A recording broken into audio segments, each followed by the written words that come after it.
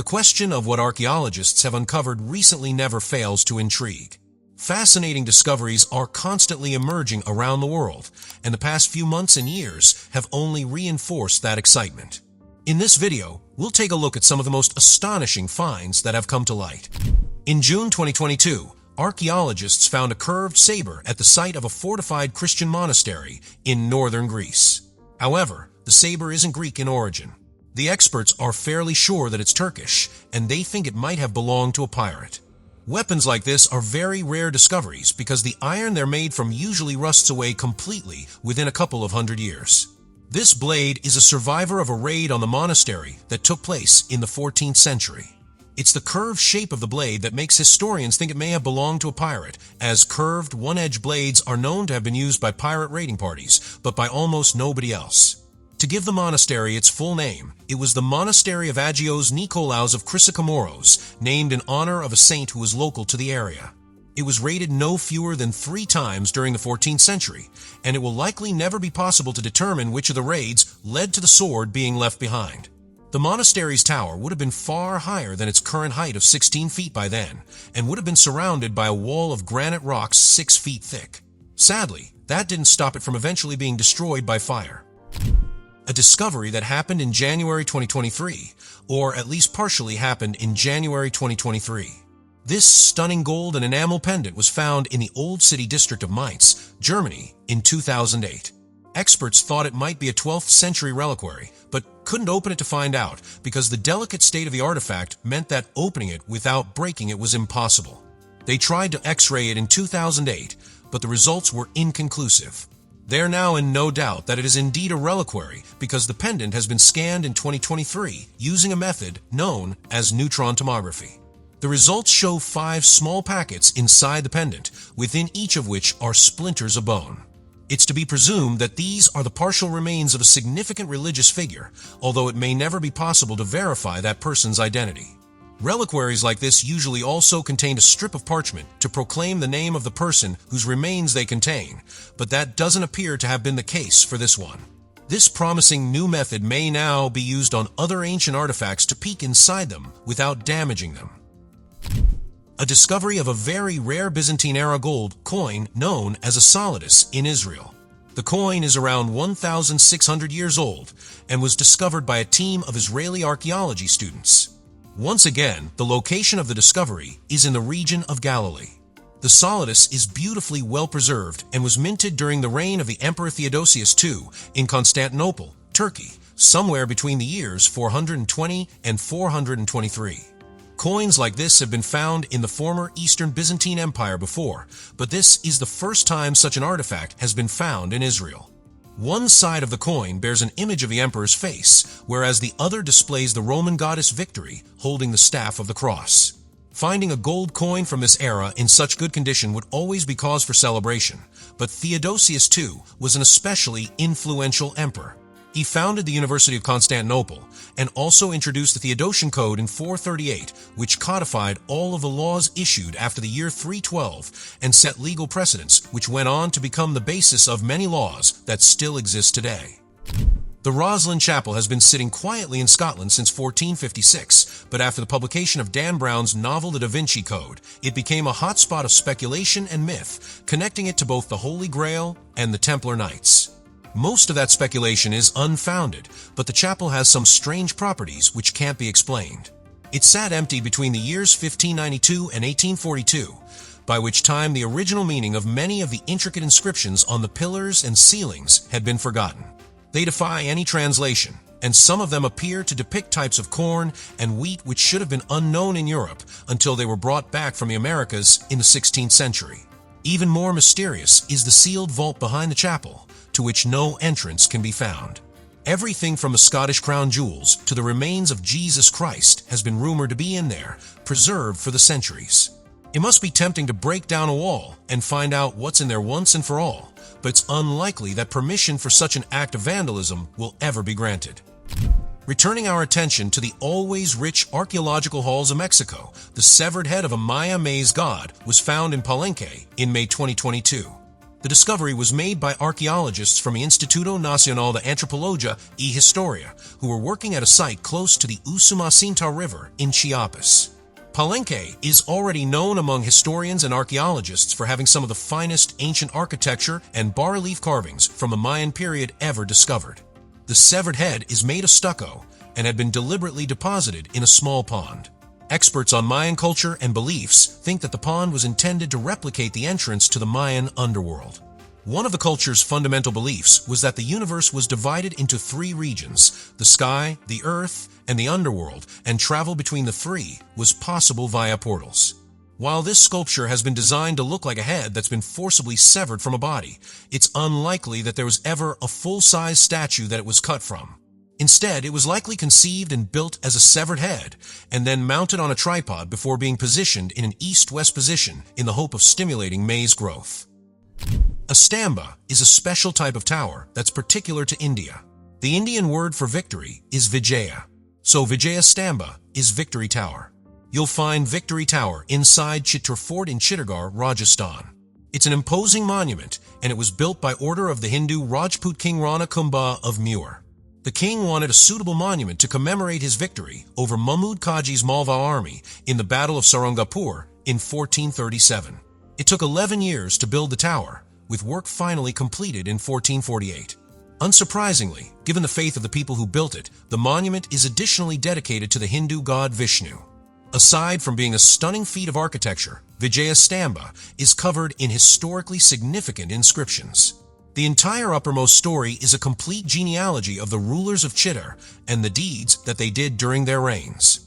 The name of the architect Sutradhar Jaita, who built the tower, is also recorded on its walls, as are the names of his sons Poma, Puja, and Napa, who assisted him. Perhaps the most surprising thing about the entire monument, though, is the presence of an image of the Jain goddess Padmavati on the topmost story, thus representing the religious pluralism of the age it was built in. Most scientists and historians agree that modern humans first emerged in Africa around 200,000 years ago. If that's true, who was starting fires in Israel 800,000 years ago? Scientists from the Weizmann Institute of Science have been able to prove beyond reasonable doubt that controlled burning was used on stone tools found at a site called Evren Quarry in western Galilee. This is the earliest evidence of the controlled use of fire and forces us to reconsider the capabilities of ancient hominins. No fewer than 26 flint tools recovered from the site show evidence of having been heated, some of them to temperatures exceeding 600 degrees Celsius. An elephant tusk recovered from the site has also been heated by fire, possibly in the process of the animal being cooked. Until now, we didn't even suspect that pre-Homo sapiens were capable of developing pyrotechnology, let alone how they might have used it. This is a whole new field for archaeologists to study, and might change our entire understanding of the distant past. If the existence of ancient fire can be proven here, where else might have happened? In September 2021, Turkish archaeologists found a mosaic so significant that they're claiming it as the ancestor of all other Mediterranean mosaics. That's a bold claim to make, so let's check it out. This careful arrangement of more than 3,000 stones was found in the remains of a 3,500-year-old Hittite temple in Ustaklikoi. The stones have lost some of their colors over time, but they would have originally been black, red, and beige shades arranged in curved and triangular formations, thus creating the mosaic. It's about 700 years older than the oldest known floor or wall mosaic in Greece. The discovery of the remains of a palace at the same site meant that Usalihoik became a candidate for the location of the long-lost city of Zipalanda. The city's name appears on many ancient Hittite tablets, and it was known as a place where people came to worship the Hittite storm god. But its precise location had always remained a mystery. In December 2022, after another spate of discoveries, archaeologists and scientists removed all doubt and were finally able to confirm that Zipalanda had been found once more. Here's another incredible recent find from England, or rather just off the English coast. In June 2022, marine archaeologists found spectacular shipwreck with royal connections sunken off the coast of Norfolk. It's the wreck of the Gloucester, which was one of the most famous ships of its era, but sank on May 6, 1682, after running aground on a sandbank. On board the vessel at the time was James Stuart, the future King of England. Experts in the United Kingdom say that this is the most important shipwreck discovery since that of the Mary Rose. If James Stewart hadn't survived the shipwreck, the history of England would look very different. He was a Catholic heir to the country's Protestant throne during a time of enormous religious and political tension in the country. His survival was seen at the time as a near miracle, as countless lives were lost in the incident, including several of the future king's friends and relatives. James himself, who was the Duke of York at the time, delayed abandoning ship until the last possible moment. Now the wreck has been found at long last. The next question is how best to preserve and protect it. There's a doorway in Rivedutri, Italy that goes nowhere. Or does it?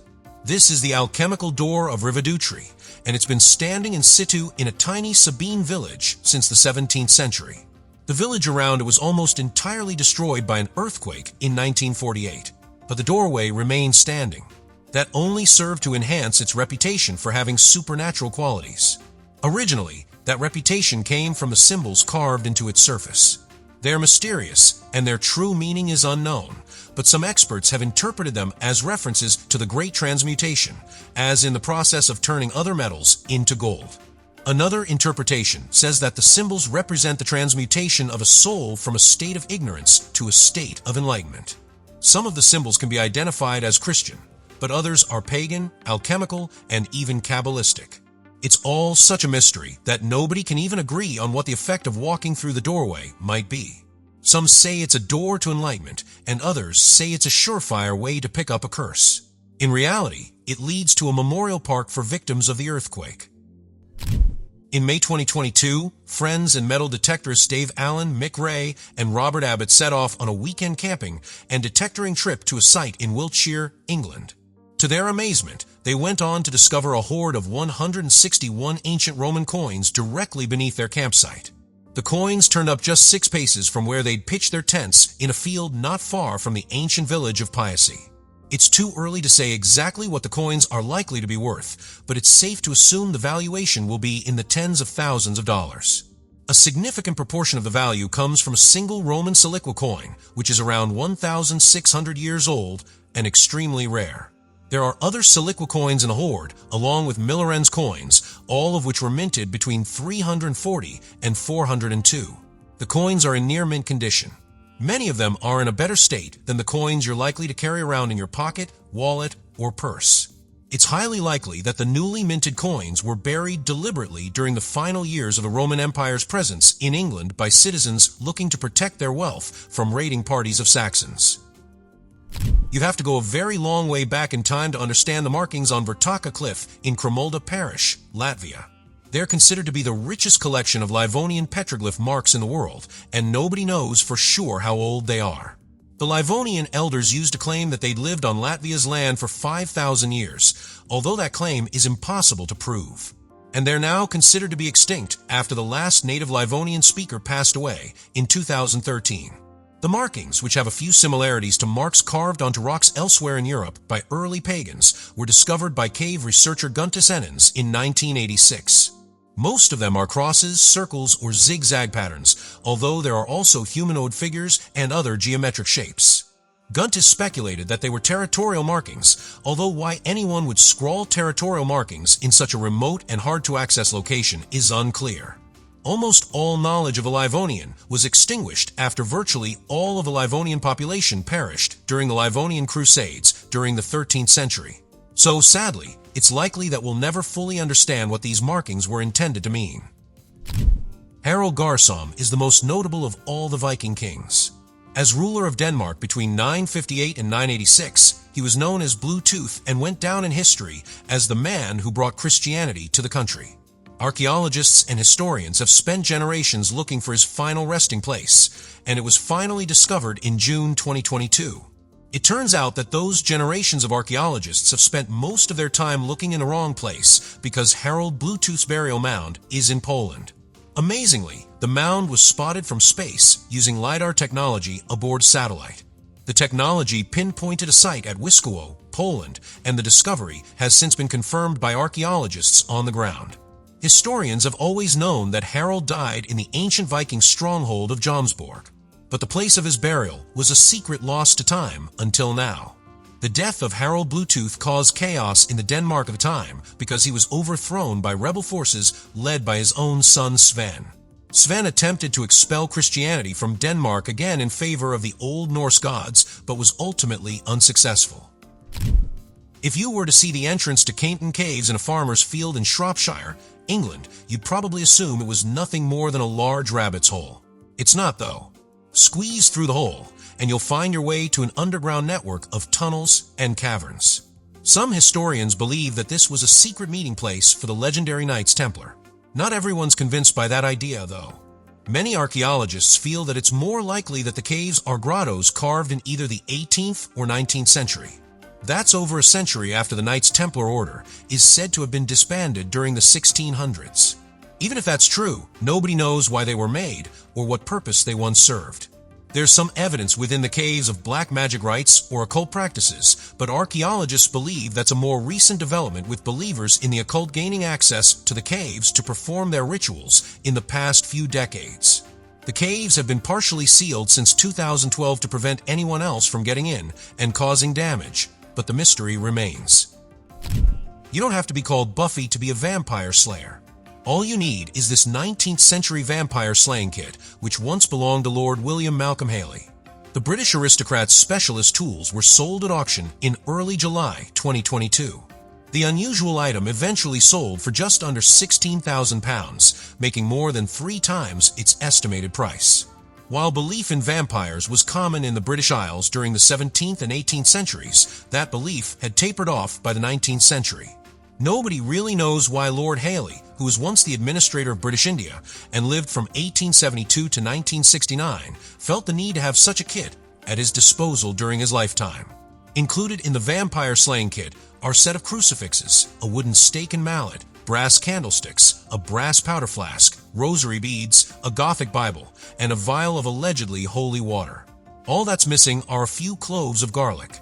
It's unclear whether Lord Haley saw the kit as a curiosity or a vital tool for self-defense, but it's likely that the kit's new owner fits into the former category.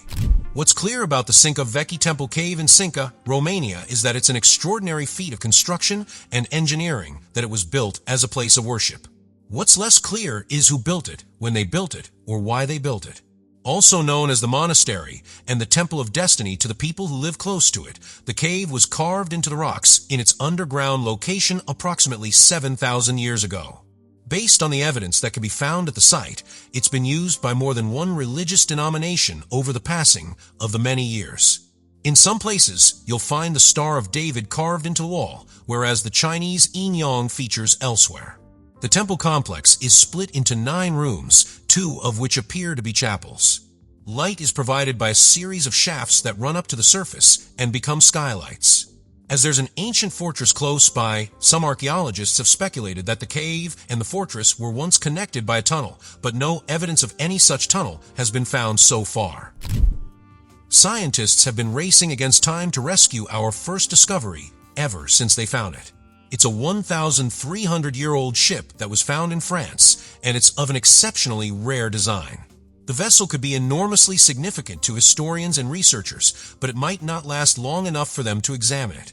In their current state, the oak, chestnut, and pine beams of the wrecked vessel are so delicate that they have to be watered every 30 minutes to ensure they don't disintegrate.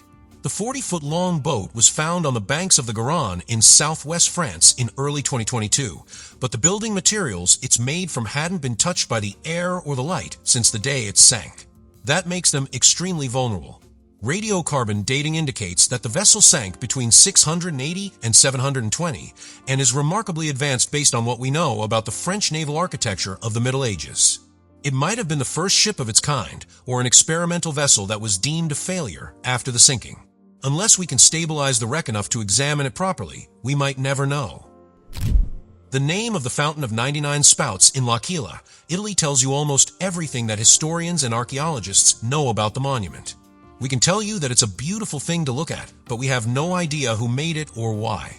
It's most likely a product of the medieval era, and the fact that each of the faces carved around the fountain's 99 spouts has unique facial features suggests that they're representations of real people. It's possible that they might be depictions of people who were influential in the city during the 13th century. But that wouldn't explain why they're surrounded by pagan symbols, half-human, half-animal creatures, and demonic figures. For a long time, It was assumed that each spout represented one of the many castles that used to stand in this part of the world. But more recent research has proven that there were only 70 castles here at most. And even that figure might be a stretch. Why are there 99 spouts? Why did the architect decide that stopping at 99 was a better idea than making it a nice round 100? We don't know because we don't even know who the architect was. The ancient site of Chan Chan in Peru has already given us so many wonderful archaeological artifacts, including what might be the world's first telephone. But in July 2022, researchers at the site struck gold again when they found a beautiful ancient wooden sculpture. This was once the capital of the ancient Chimu Kingdom, which first appeared during the 9th century after the disappearance of the Mocha culture. Chan Chan went on to become one of the biggest pre-Columbian cities in South America. Although nobody knows for sure, its name is thought to derive from the Qingnam word for sun, so Chan Chan is Sun Sunday. This tiny but amazingly well-preserved sculpture is only 17 inches long, with a flat red oval face and almond-shaped eyes that may once have been covered with plates made from mother of pearl. Experts think it's an early Chimu relic and could be more than 1,000 years old. Its purpose is unknown. It could be anything from a votive offering or a ritual object to a sculpture made by a Chan Chan-based hobbyist demonstrating their skills. Let's check out the Michigan relics. These artifacts are sometimes also called the Scotford frauds, which tells you a lot about how the archaeological community feels about them. If we take the claims at face value, the relics were found during the 19th century and demonstrate that there was once a settlement full of people from the Near or Middle East living close to Michigan, USA in the years prior to the arrival of Christopher Columbus. We know that Columbus was far from the first non-native person to arrive in America, but this claim seems outrageous. The person who claimed to have found the objects was Michigan's own James O. Scotford, who continued to swear that his artifacts were genuine even when on his deathbed. Some prominent Mormons have connected the artifacts to their religion and say they serve as proof of the tales told in the Book of Mormon. Professional archaeologists say that the supposed hieroglyphs printed on the many cups, vases, and other items are nonsensical, and they bear trace evidence of the 19th century tools and materials used to make them. We know that the Romans enjoyed few things more than making and drinking wine, but we now know that they made a lot of their wine underwater. That's the conclusion reached by a study that was published in June 2022.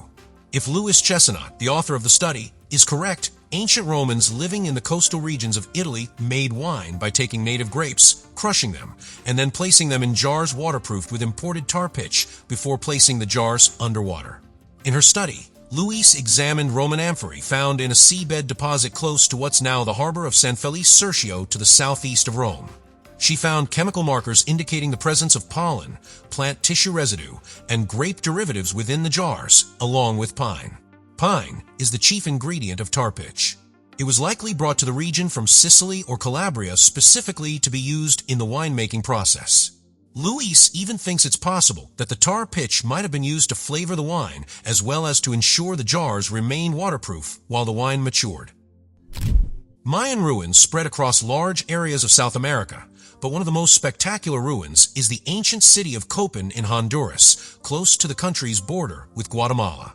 It's abandoned today, but during the classic period of Mayan history between the years 500 and 900, it was home to around 20,000 people, all of whom disappeared almost instantly when the kingdom collapsed.